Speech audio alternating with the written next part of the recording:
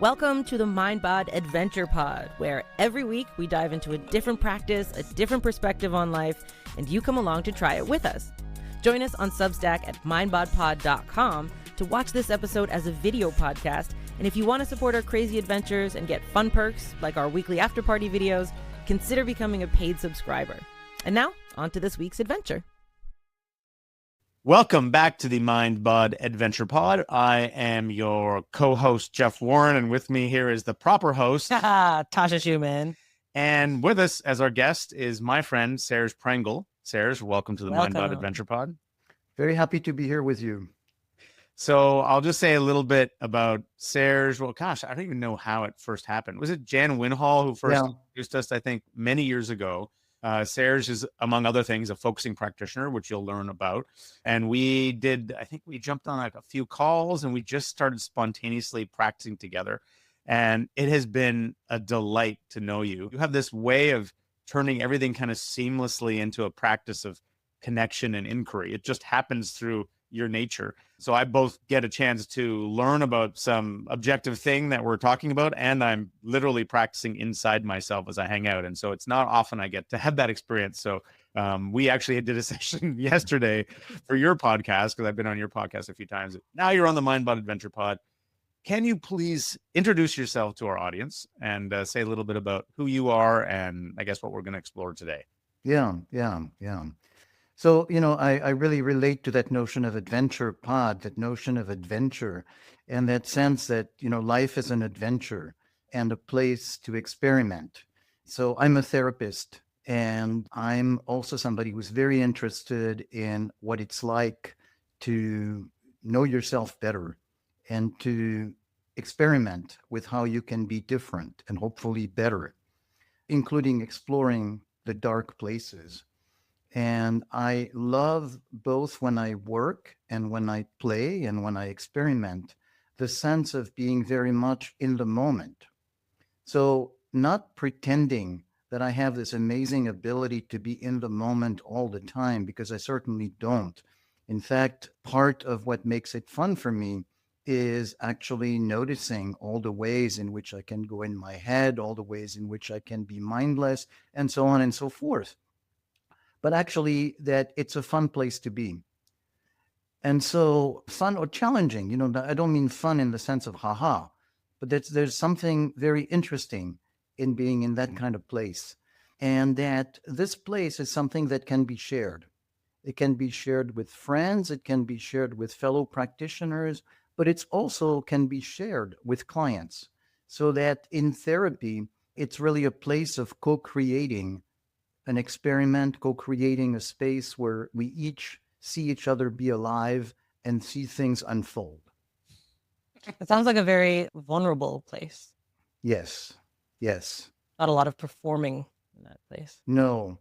And actually, it's interesting when you say the word vulnerable, I'm feeling a little bit of slight tears in the back of my eyes, because it reminds me of times in my life where I was very worried about showing something that was under the surface.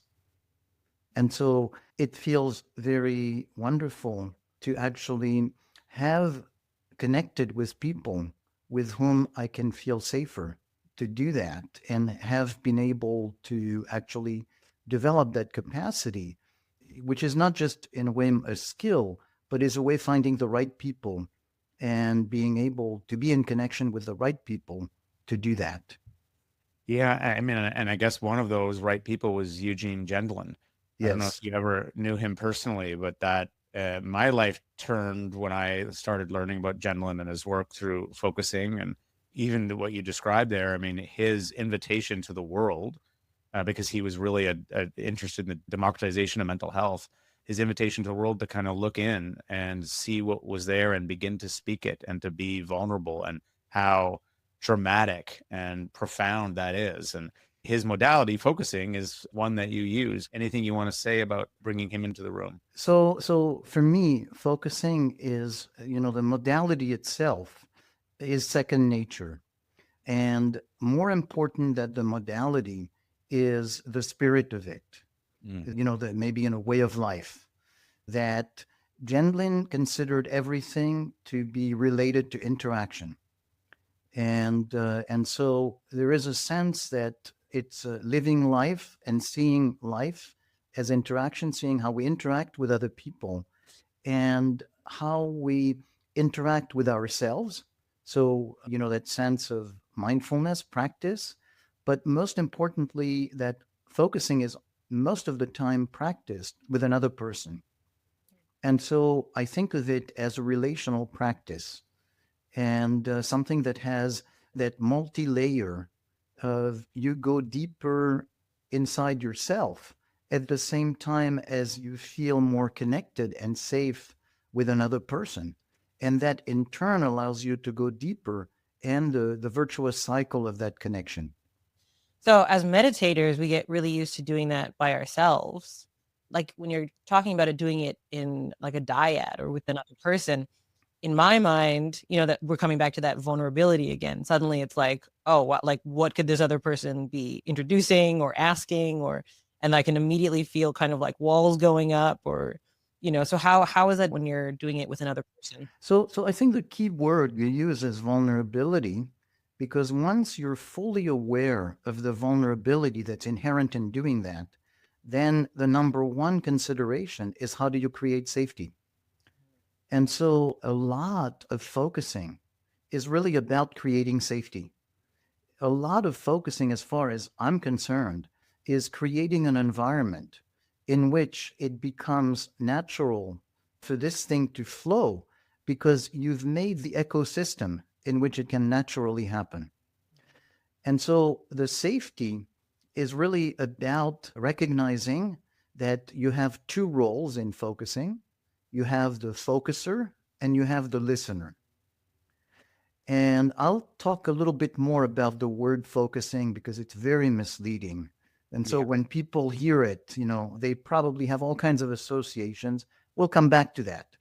But so you have two roles. You have the person who's going to be doing the focusing and the listener. And you take turns. So for instance, now I might be focusing with you, Tasha, where I'm the focuser, you're the listener. And at some point we're going to change. So there is that very, very, very clear rule that when it's my turn to be the focuser, your role as the listener is going to be to listen, to reflect, but you're going to reflect in a way that is very neutral. You're not going to judge. You're not going to interpret. You're going to give me a little summary of what I said, and I'm going to hear it. And when I hear it, it gives me a chance to hear myself think.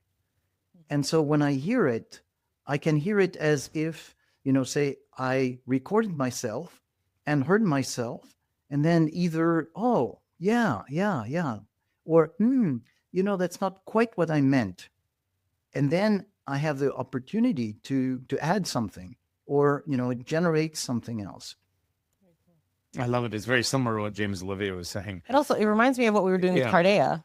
And guys. That dialogic or whatever they call it. Yeah, but the following the empathic reflection that then leads to the new thing and creates a deeper sense of safety and new emerging thing that comes from that. And then I love that there's this switch that it can go to the other side, and then the other person can be and that's what Gendlin imagined when he his whole piece around like imagining this happening in community groups, which it has, and group partners focusing together. And it was this kind of no hierarchy, there was no mental health authority who is the adjudicator of the proceedings. This is something we could all do for ourselves with each other. And let's be clear what we're talking about. What we're talking about is bringing into awareness what's the felt sense, what's happening inside us. And the act of speaking it, however hard the words are, like you're saying, going into that, I don't even know what's going to come out of my mouth, trying anyway, it allows the system to begin to move and to shift, and healing and insight can emerge from that. So it's sort of like an out loud version of a mindfulness practice, but in relationship. But so you said the magic word. You used the word felt sense. And so a lot of focusing is about the felt sense. And in fact, some people call focusing felt sensing. And it's interesting because if you don't know about it, it can seem weird, it can seem inviting, it can seem intimidating. So, what is it? And so, maybe the key part of it is to think of it as sensing as opposed to describing, as opposed to analyzing, as opposed to thinking. So, most of our activity is really happening directed by the brain, trying to make sense of things in some kind of a logical way. Mhm. And the sensing is about directing the attention inward so that it becomes, I'm curious about what's happening in my belly or what's happening in my body and generally. And so it's not that, say, the body has that magic of, having stores of wisdom and, that you are not normally accessible. There is some of that. But a big part of it is simply redirecting the brain, redirecting the flow of inquiry so that the inquiry is about what is happening and the sensing as opposed to thinking. And the felt sensing is, okay, so when you do that and you become accustomed to it, at first, when you're not accustomed to it, you turn your inquiry inside, you say, I, nothing, nothing out of the ordinary. But you get more accustomed to it, and suddenly things start appearing. So it's a little bit like, say, you're in the dark at night, and the more you stay in the dark, the more things become clear because you accommodate. And so when you're not accustomed to it, you feel like there's nothing, but there's an incredible richness that starts revealing itself, and that's what you're able to connect to by sensing.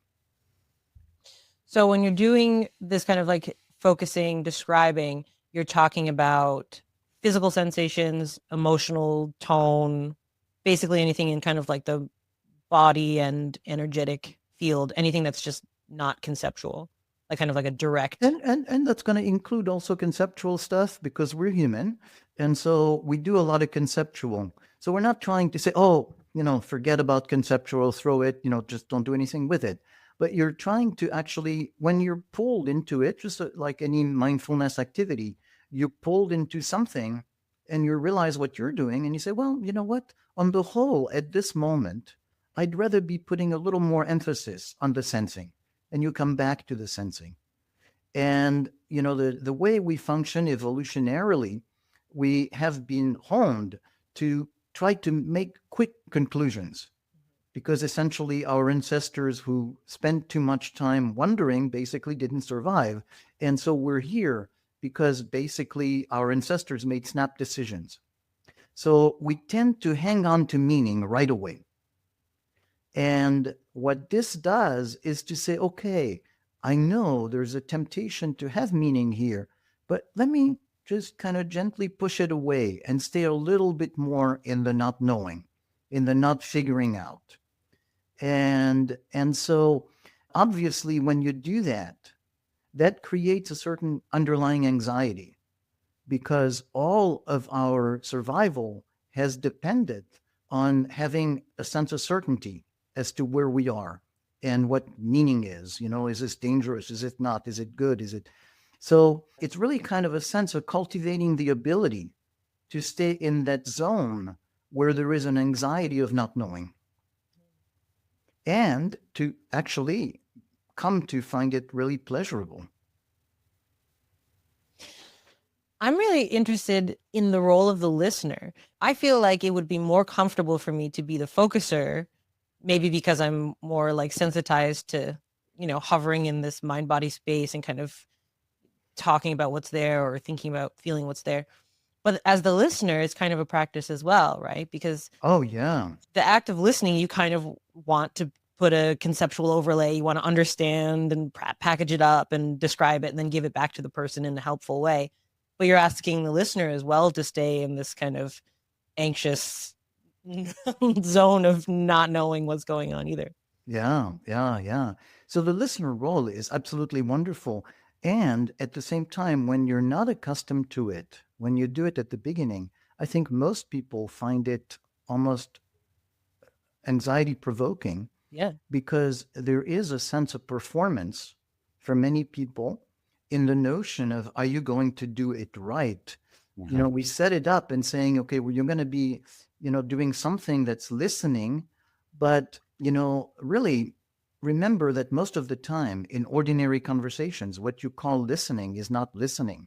In an ordinary conversation, what you're doing when the other person speaks is you're kind of rehearsing what you're going to say, or you're in your own universe and you're not fully connected. So when you set it up and saying, okay, here, we want you as a listener to really connect to what the person is saying. And so, Jeff, you were mentioning yesterday that notion of the frame that's empty, that doesn't have, the space inside. So, to really be the place where what the person is doing is reflected. Say, oh, I'm not sure that I have that capacity, this is not what I do normally. And the more you do it, the more it becomes second nature, because there is actually an enjoyment in shifting from trying to do it right to trusting your instinct more and more, to say, if I'm really connecting to this, and if I am able to push away some of my fears about performance there, and I actually discover that I am more easily connected, and then the reflecting comes naturally because it's a reflection of the connection.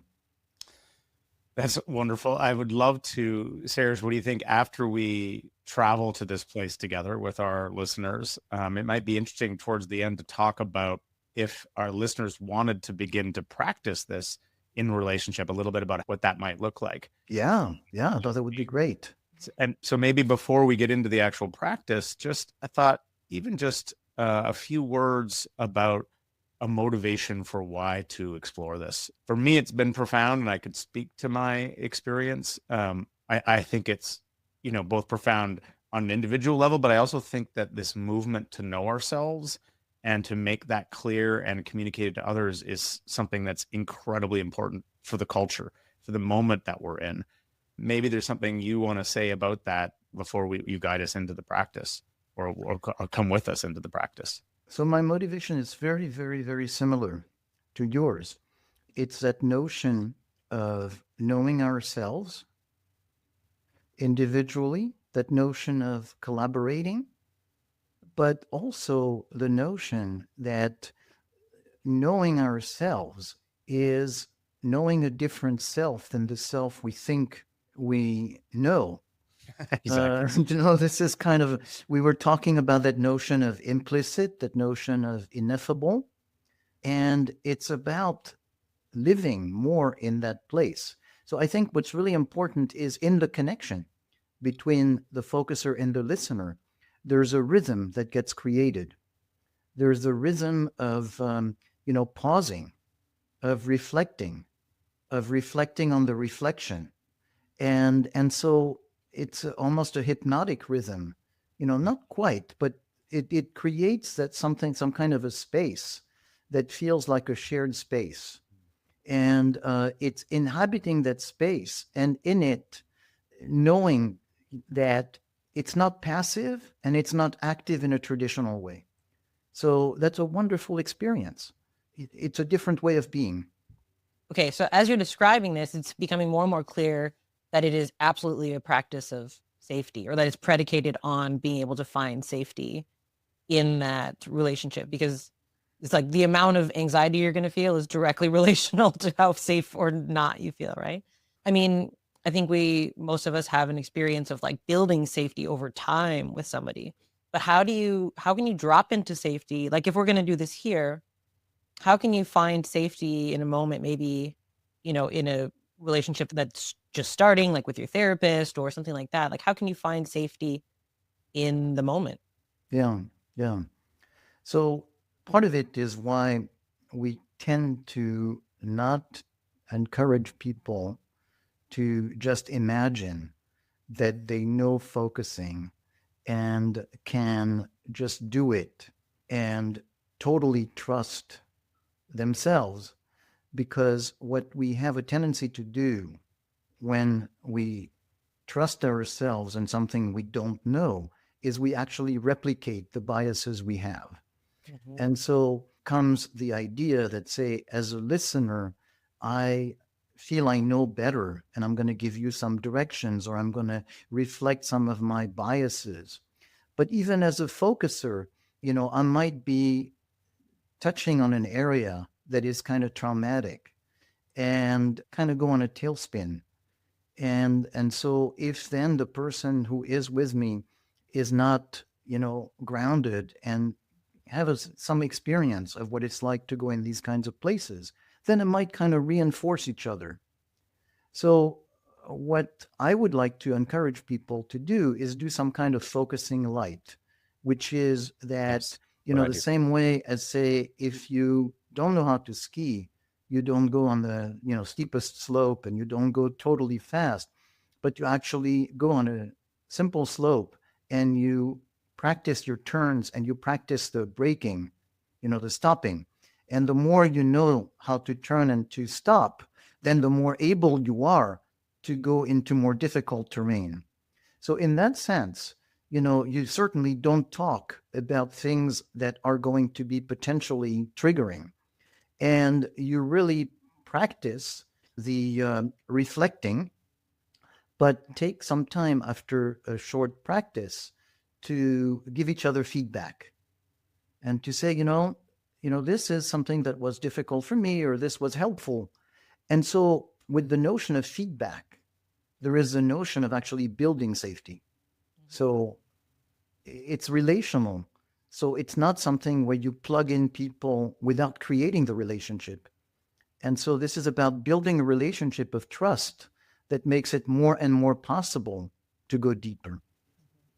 Well, my friend, take us. I guess we've been doing some Let's focusing do it. already in a way, just through the pacing of your inquiries and responses. But maybe more formally, we could enter a little practice space with you here. So maybe a good way to start is to invite you. So Jeff, you already have, of course, a focusing practice. Tasha, I don't think you do.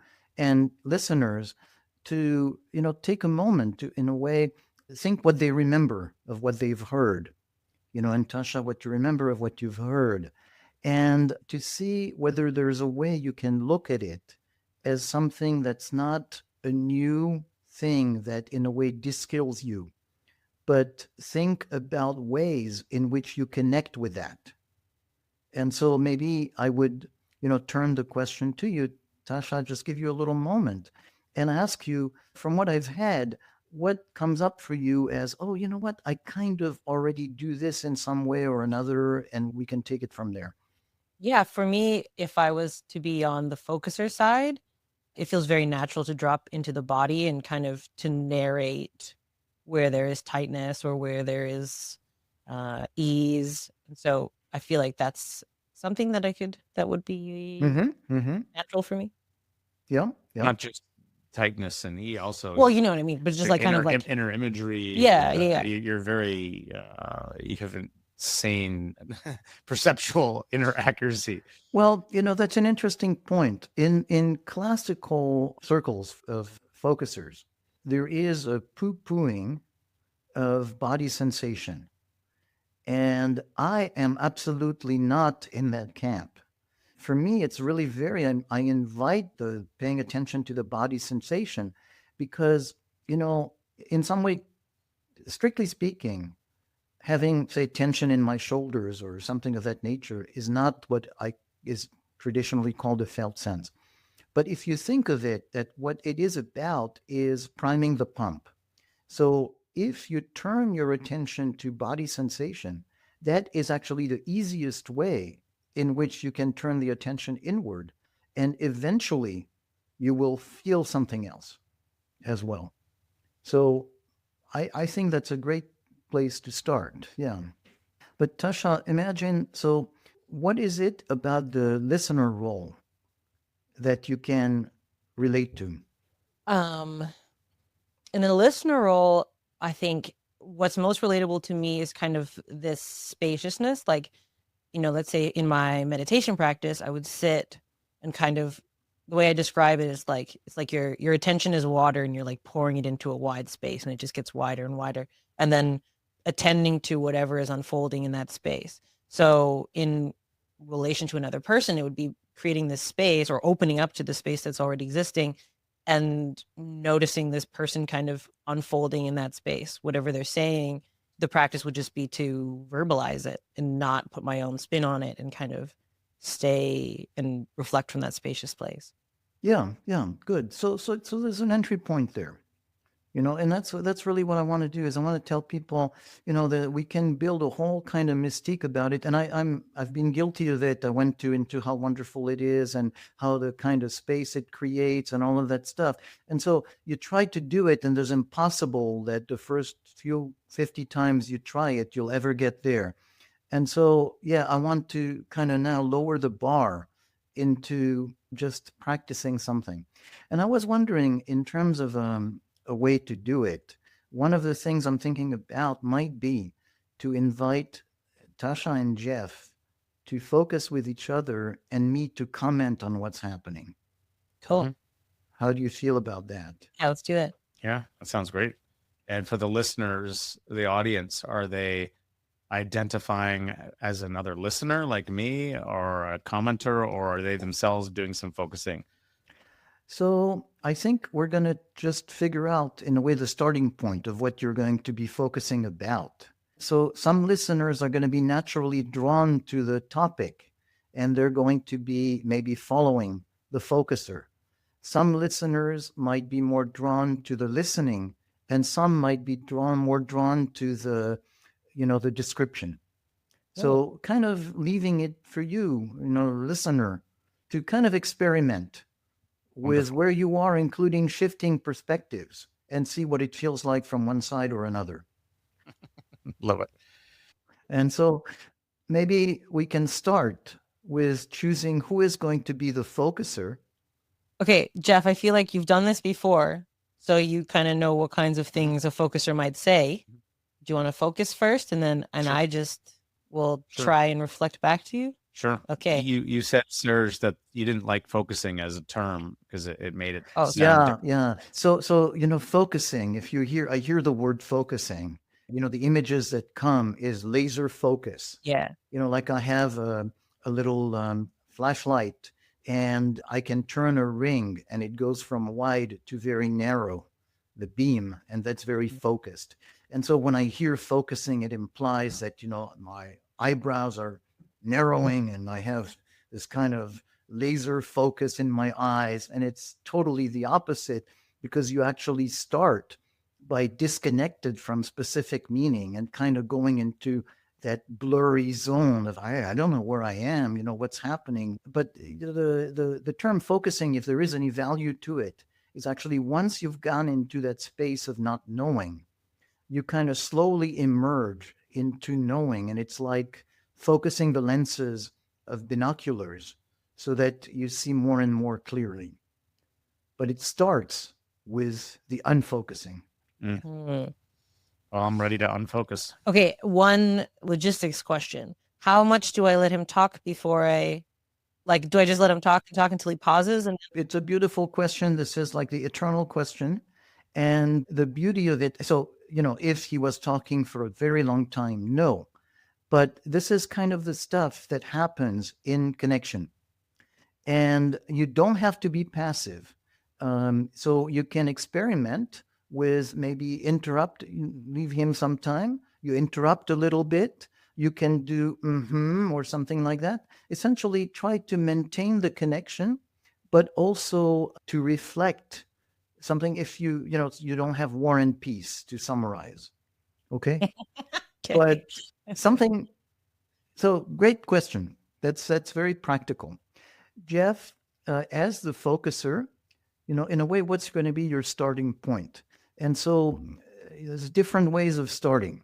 It can be starting from a topic, like there's a topic that's been bothering you and you want to just explore it a little bit, hear yourself think. It could be that you have already feel something in your body and you say, I want to stay a little, kind of explore what my body is kind of trying to tell me. It could be something and saying, I need a moment of self-empathy. So kind of a moment for myself to see wherever I might be going. So where would be your starting point? I mean, even though we were saying all this, like I immediately became aware of a kind of intensity of sensation in my shoulder, and it's connected to before you came on, Serge. Tasha and I were just talking about how the past few days have been a very hard few days for each of us, and also for a lot of people that we know. It seemed like one of those, chunks of time where everyone's kind of having a hard time. So that the understanding or the memory of that challenge, I'm having an experience of that challenge right now. It's still kind of lingering from that conversation. So that's what's here. Not intensely so, but I could begin there and it could go somewhere. Great. So as a commentator, I would say that, so you've chosen an entry point. Okay, so there's no specific way to start, but you've chosen one. And so now I give you the space. Okay, I'm hearing that the past few days have been difficult for you, and you're also feeling that connection with other people who are also feeling difficulty, and that it's manifesting in the body as well as in the mind and emotionally. Yeah, and when you say that, suddenly a sense of sadness or vulnerability kind of comes up of, oh yeah, things have been hard, and I don't know if I'm feeling that for myself or for others or for both. And then there's flicker of self-consciousness about talking about this on a podcast. And as I'm saying that, the intensity in the area of the neck where the focus of the sensation was, it's shifted and it's spread out down along a shoulder where I had a broken clavicle, and it spread down into my throat, and it's making me feel like I want to burp.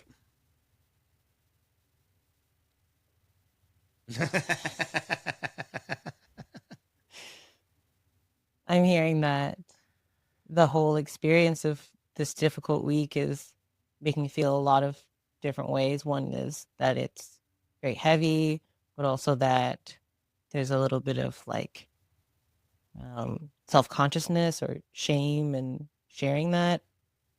And that as you kind of unfold that, there is a unfolding of that in the body into old pains. And then you laughed, which is also kind of like a relief or a releasing of something. So burping and laughing. Yeah, burping and laughing are forms of relief. So they're happening still. Like there's feeling of wanting to burp. Strange. I did not think I'd be sharing that. Is it okay if I interrupt for a moment or comment? So this is beautiful, and I want to comment on a few things. So you noticed how Tasha was, wondering about what do I say at first, and then talked about this. So this always happens. And, when you give directions to people to say you listen and reflect, it seems easy. But the question is, if more than a few words are exchanged, it's going to be a choice to make. And so that's where the listener role is actually very active, because what you're doing is you're actually making a decision as to what to do. One approach is to say as much as you can, and you kind of were a little bit in that direction. Another approach is to actually say as little as possible and try and find something that's going to be in sync. Okay. And there's not an idea that one is always better than the other. So that's where the experimenting goes. So the value of saying a lot is you certainly can create in the listener the sense that you really are connected. When you say very little, you're actually making more pointed what the listener is saying and helping them organize. And so they listen to you and they could go, yeah, that sense of you got it. Well, you didn't get what was important. And it's okay, because then it gives a chance to making it more clear. Yeah, that makes a lot of sense to me. I feel like, especially the beginning, it makes sense to say more, because that kind of trains me to not to shut down my like desire to hone in on something based on my biases.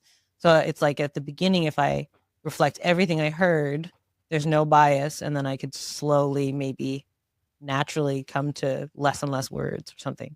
Yeah, yeah. But I'm encouraging you to also play Okay. from the beginning with saying it with the intention. Again, the beauty of it is unless you go in a blatantly, biased way, you're really giving your partner, the focuser, Jeff, a chance to actually come and say, no, that was not quite it.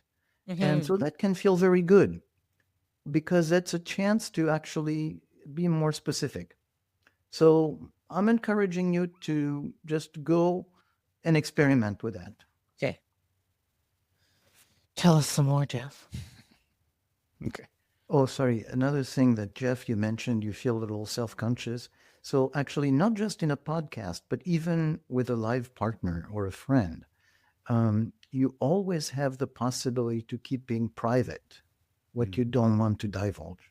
Of course. So it still is vulnerable in the sense of talking about things, but you certainly can modulate. And that's a big part of the focusing. You don't have to tell the story to your listener. Okay. So when I go in now, I notice that the intensity in the shoulder is shifted, but what there is something hard to describe. I'll just try to use a word like words. There's a feeling of something falling down from my throat into my heart. Like something's falling. And I don't know what that is. And it has a kind of image, a kind of dark, sort of half circle with something lighter contained in the half circle, like it's a cup. And I'm really just I don't even know what I'm saying now. It's sort of self-organizing, but that is the experience at this exact moment, in part. So what I'm hearing is that if you, as you're opening up to just whatever's happening, the clearest thing that's coming through is a dark cup falling from the throat to the heart. Yeah, a line with a curve in it. That's like almost like a little Big Dipper. The cup is the Big Dipper part. And there's a kind of breathlessness inside that. And a feeling of lightness coming up through the throat. It's, like letting go of something. So this cup-like structure is falling from the throat down to the heart, and there's relief. Yeah, relief. That's the right word. Just saying that makes me start taking these deeper breaths, or the deeper breaths are happening. Now there's, I don't know, a sense of responsibility, feeling like I want to make this for something more than me. Yeah. So I'm interrupting you again. And so again, to point out in a way what we're observing. And so, Tasha, when you were summarizing, you summarized briefly, and Jeff go, yeah. Okay. And so that's kind of in a way, the rhythm we want to create, that if you do something that is, like a nice sense of capturing what he said, then the focus are going to go, yeah. And there is that sense of connection that builds with yeah. And that builds trust. So it's not just about the content that you're reflecting, but, if you pay attention to the rhythm of the connection, it's going to be you being drawn to getting what he says and him going, yeah. And that's the building of the space. We also noticed of how at some point, just Jeff got it and say, and so having heard the reflection, it kind of propelled him and the process continued. And so, this is what's happening.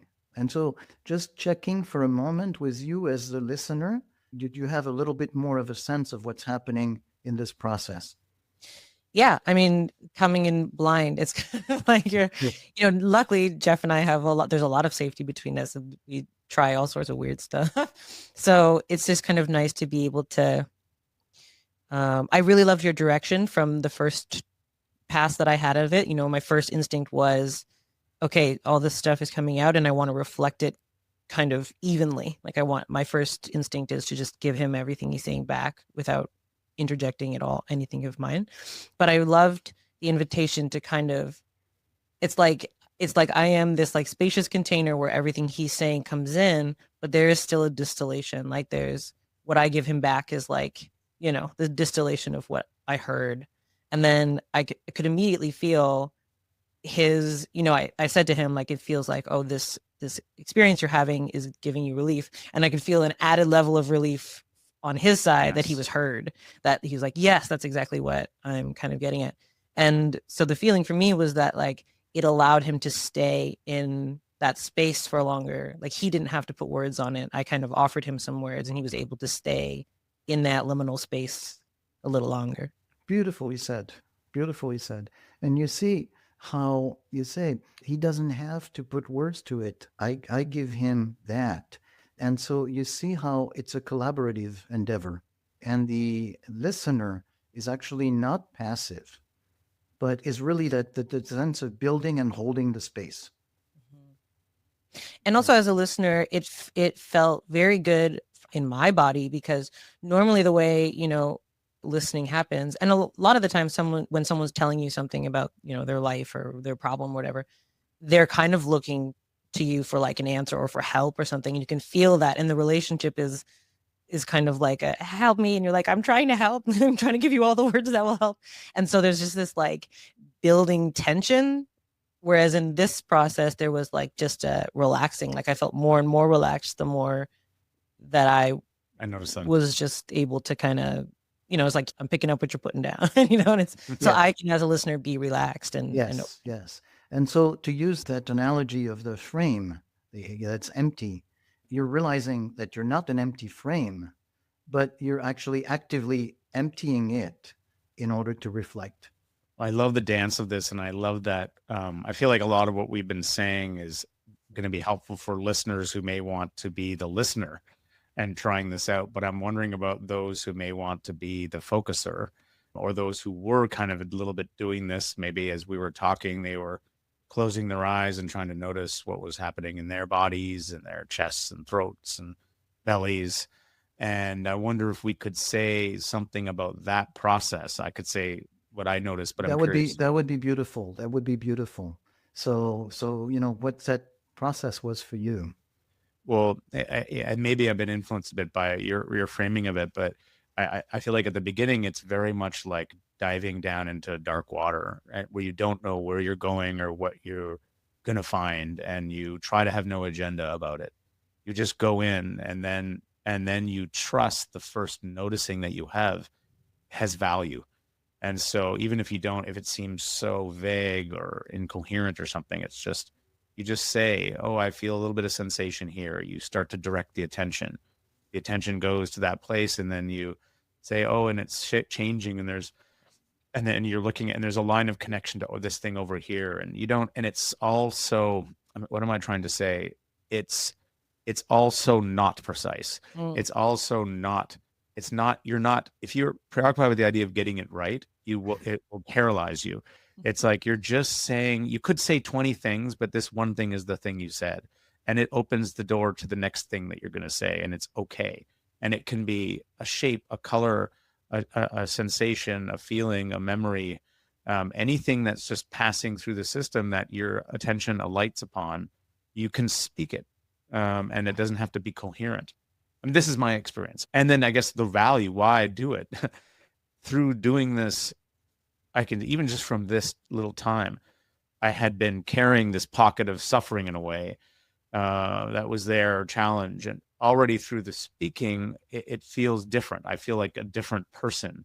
It's not gone away. It's not saying that shouldn't be there. It's more like I have a new relationship to it. So this experience for me feels like coming into being who I am in the present again and again and again, and letting go of who I don't have to be and what I don't have to carry with me. And it feels very healing. And doing it over time has felt like that too.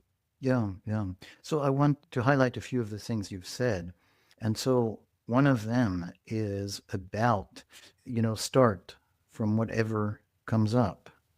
We have the tendency to try to make sense when we speak, or to say something that's relevant or something that's important. And so you start from a question about, say, for instance, oh, I'm so troubled by what's happening in the world right now. And you go inside, and what you feel is a little something in your stomach. And, oh my God, how can I go there when it's so many more important things are coming? And so, yeah, I should really find something important. But no, actually, the first thing that comes to mind, however irrelevant, is your entry point and just following it. And so whether it's a thought or a feeling or a sensation or an image or whatever, and then as you're talking, you say about how there is a transformative effect to talking about it, which is that in a way you're kind of swimming in it. And there is a processing that's happening as you swim. And what you're doing is you have permission to go in that space that a more judgmental part say, oh, this is not, doesn't make sense.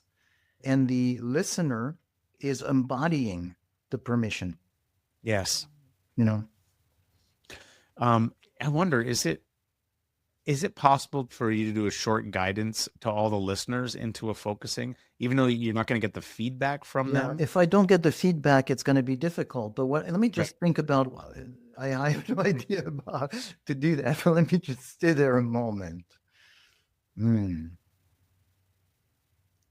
So I'm going to imagine a person, which means that, it might be 1 in 10 people who listen recognize themselves in it. And if you don't, just kind of react to you not being that person and what you do. But so I'm imagining a person who is kind of intrigued by this and says, okay, but I'm not quite sure how to do that. I've listened to the words you said, but how do I do that? Okay. And so I say, okay, so been there, I certainly can relate to that. And so, instead of going to that thinking, what's happening inside, just kind of focus your curiosity into what's happening in your body. And sensing, for instance, what's happening in your shoulder. Like right now, I'm kind of embodying this person, and I'm sensing my shoulders are kind of tense. My neck is a bit tense. My neck is going forward. And so I'm kind of feeling that movement. And I breathe. And what does this have to do with, say, practicing a skill of a mindful process like focusing? Well, it has everything to do with it, because what you're doing is you're actually shifting your attention. So, as a meditator, you're accustomed to shifting your attention. The only thing is, as a meditator, you do it in a way that's fairly prescribed. And even if you do kind of free-range meditation, you tend to be sitting looking straight. So there is a certain framework that reassures you, that reassures your critical self that it's okay to do what you're doing. And so here, as you try something that's a little wilder, like paying attention to weird things and focusing, maybe what you're doing is, in addition to that, you're actually, through this process, trying to make friends with your inner critic. And Gentlin was very big on the inner critic. He had an enormous inner critic. And so he spent a lot of time making friends with it. And so, you're in good company if you have an inner critic. And this process is about really just finding a way to say, yeah, inner critic, you serve me well in lots of ways. But right now, really, it would be so amazing if you could stay with me and notice what's happening when I just do really silly things, according to you. And just let's together see what emerges from it, you know? And if you can have a moment where you can't even imagine smiling at your inner critic, and you imagine the inner critic being kind of indulgent with it, then you've made a great headway. And if you haven't, maybe that's an invitation for another exploration like this and figuring out another way of relating to it.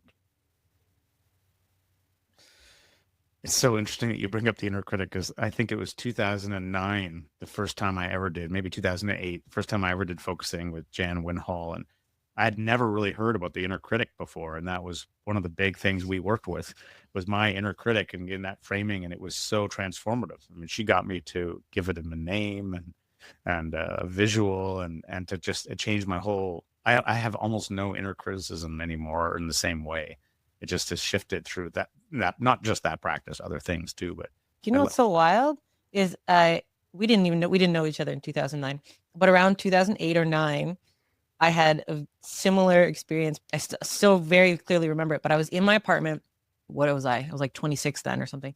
And I got my inner critic, I didn't call it that at the time. It was just like me in my head or whatever. It was so annoyingly loud, and had been for weeks, that this one day I was like, I had it. And so I put myself out on the balcony to have a conversation with myself. And I, like, out loud, I was like, listen, you and me are in this together. Like, we're not going in separate ways. We want the same thing. Like, I literally was having this conversation with myself, like standing outside, and we decided that we were going to be friends and that we weren't going to come at each other anymore. And then I came back in my apartment and was like, all right, we're good. We're like around the same time. It was so funny. Yeah. Yeah, that's beautiful. Yeah. Wonderful. Oh, Serge, so much fun doing this with you. I feel like we have to get you on again. It's like, I just never know where we're going to go. And I just want to ask, if there's any, as the listener moves away from this podcast, is there anything you want them to reflect on or to think about, or anything that you feel like was important to say about focusing and what we've been doing here and how they might do it and what that might look like? I know I just said a lot of things there. That was a focusing session. Any messages? Any party? The message really is, I have this image that you have of you talking to yourself in the balcony. And so an invitation to actually kind of have more of that permission to imagine different relationships with yourself, with parts of yourself, with different sides of yourself, but kind of going into, not as a recipe for doing it, because certainly what your experience you're describing is not that you read a book that says go on a balcony and talk to your inner critic, but it just so happens you meet it when you least expect it. And at that moment, if the inspiration strikes you, it's actually the moment where something amazing can happen. Yes. A sense of possibility about, inspiration in the weirdest moments that can strike you and make life start fresh again. And anywhere where our listeners can connect with your work or read or hear about it, I hear you have a podcast. So my website is called proactivemindfulness.com. And I highly recommend the podcast. All kinds of, you got some good guests in there. Yeah. I was looking at, no, not at all. I was looking, it was like you had Peter Levine in there. Yeah. You had Gregory Kramer and Jan Winhall, like lots of really great practitioners from mindfulness, Buddhism, therapy, somatic work. It's you're up to kind of similar things to what we're up to here. And so I highly recommend listeners. We'll put a link to the podcast page too. Great. Awesome. Thank you so much. It was great. Very nice to spend time with you guys. Very nice. And now join us for the after party at mindbodpod.com, where me and Jeff talk candidly about whatever didn't get said in this week's episode and chat in the comments with the whole MindBod squad. Don't forget to subscribe for new episodes every week. And if you want to support our crazy adventures, consider becoming a paid subscriber on Substack at mindbodpod.com. See you there.